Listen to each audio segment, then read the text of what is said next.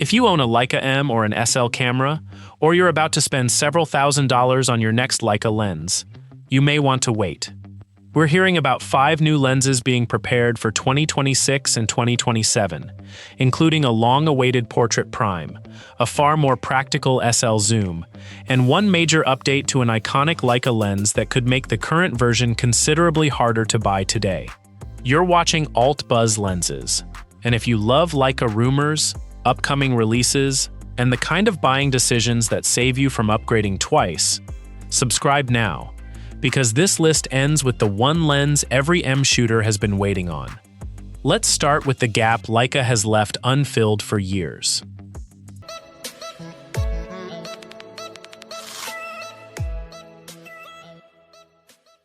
At number 5, we have the Leica APO Summicron SL 24mm f2 ASPH. This is not a brand new idea whispered into existence overnight. A 24mm APO Summicron has floated around Leica's SL planning for years now, one of the unfinished pieces in an otherwise disciplined prime lineup. And that raises the obvious question: why has it taken this long? 24mm is not a flashy number, but it is a working number. Landscape photographers lean on it. Architecture photographers build entire portfolios around it. It handles environmental portraits with just enough context, documentary work with just enough distance, and hybrid video with just enough breathing room. Leica already covers the space around it, which means the real tension in this chapter is not whether the lens is good, it's whether the system actually needs it. Sitting between Leica's existing wide options and its 28mm prime, this lens would ask photographers to make a deliberate choice rather than default to what's already in the bag. If you already own Leica's 21 or 28mm SL prime, the honest question is whether 24mm gives you something those lenses cannot. For most photographers, that answer is no, not yet. But for the photographer who has always wanted a fast, dedicated 24 on an SL body, this is the one worth tracking. It may never become Leica's highest volume lens, but it could finally close a chapter in the APO Summicron SL story that has stayed open far too long. At number 4, we have the Leica SL 24-105mm or 28-105mm f4. This is where the story shifts from the exotic to the practical, and practical is exactly what makes it interesting. The question worth sitting with here is simple. Could this be the lens that finally makes the SL system easy to live with? What makes this rumor genuinely unresolved is the wide end. Nobody agrees yet whether Leica lands on 24mm or 28mm, and that single number changes the entire personality of the lens.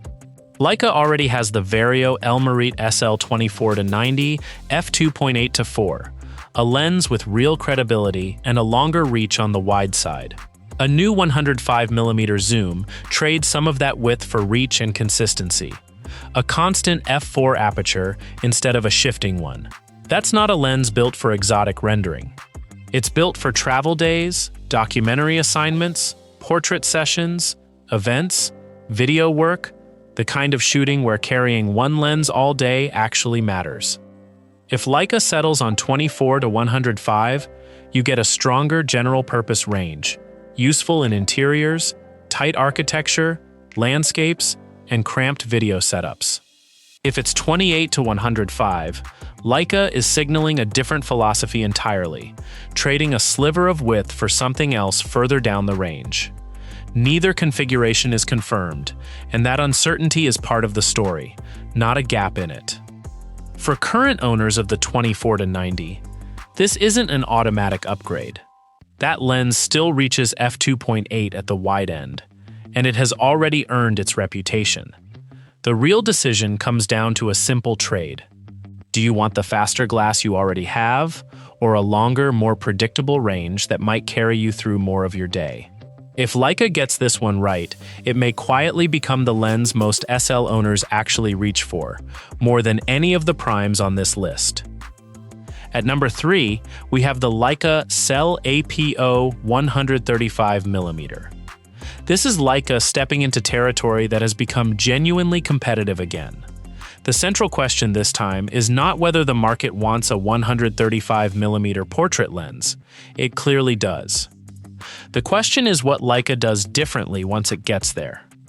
135mm has quietly become one of the most talked about focal lengths in modern portraiture, driven by lenses like Nikon's 135 Plena, Sony's 135G Master, and Viltrox's 135 Lab.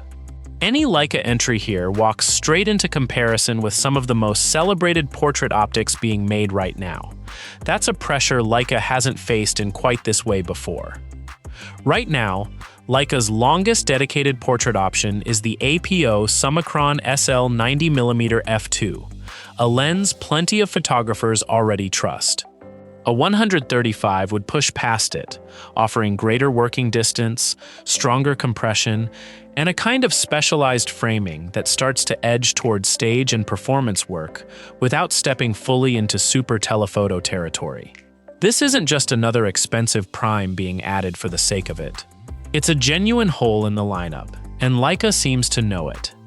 The unresolved question is aperture. Does Leica chase an extremely fast design to compete head-on with its rivals, or does it stay loyal to the APO Summicron philosophy, prioritizing correction and rendering over headline numbers? That decision will say a lot about how Leica wants to be seen in this category. For most photographers, this rumor matters only if you're already circling another expensive telephoto purchase. If you need reach today, the existing zoom and the 90mm remain perfectly usable. But if you've been holding out for a genuinely long Leica prime, this is worth the wait. Before we get to the lens with the widest appeal on this entire list, if you're enjoying how these gaps in the Leica lineup are shaping up, this is exactly the kind of coverage we build every week. So consider joining the channel now. It genuinely helps us keep tracking rumors like these before they become official. At number 2, we have the Leica SL 85mm f1.4. If number 3 was a specialist's lens, this one is built for almost everybody. The moment you hear 85mm f1.4, you already understand what it's for. The real question is why Leica SL has gone this long without one. 85mm is the industry's default portrait focal length for a reason. It shows up in weddings, fashion sets, studio sessions, low-light portraiture, and event coverage more than almost any other prime.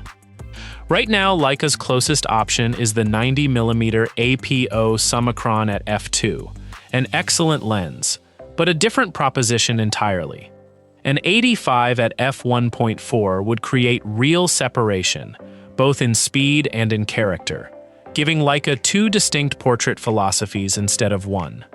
This sets up the most direct comparison in the entire video. The current 90 brings proven APO Summicron pedigree, established performance, and the simple advantage of being available right now. The upcoming 85 would bring a faster aperture, a more familiar focal length, and a different kind of presence in the lineup. Nothing here suggests one replaces the other. It looks more like Leica building two lanes instead of merging into one.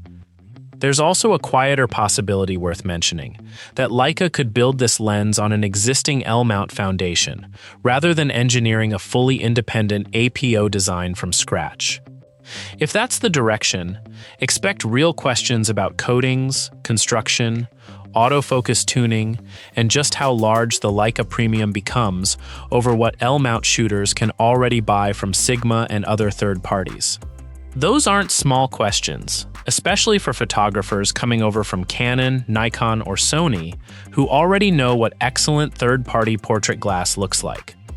If you're planning to buy the 90mm specifically for portrait work, this is the one rumor worth pausing for. Photographers who want the proven APO Summicron rendering available today still have every reason to buy now. But if maximum aperture is the priority, waiting starts to make a lot more sense. This may end up being one of Leica's least exotic lenses, and that might be exactly why it matters so much. At number 1, we have the updated Leica APO Summicron M50mm f2 ASP, rumored to arrive with closer focusing. This isn't a new focal length. It's something more consequential, an update to one of the most respected lenses Leica has ever produced. And the update at the center of it all is deceptively simple: closer focusing.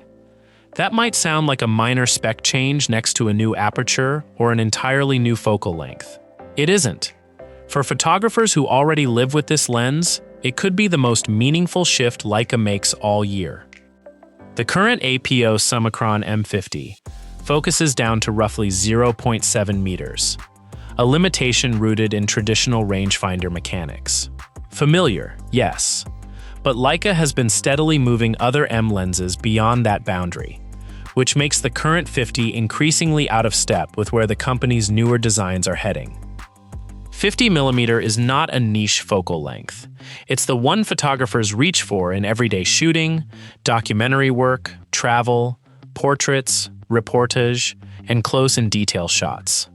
A shorter minimum focusing distance means tighter compositions without abandoning the perspective photographers already trust.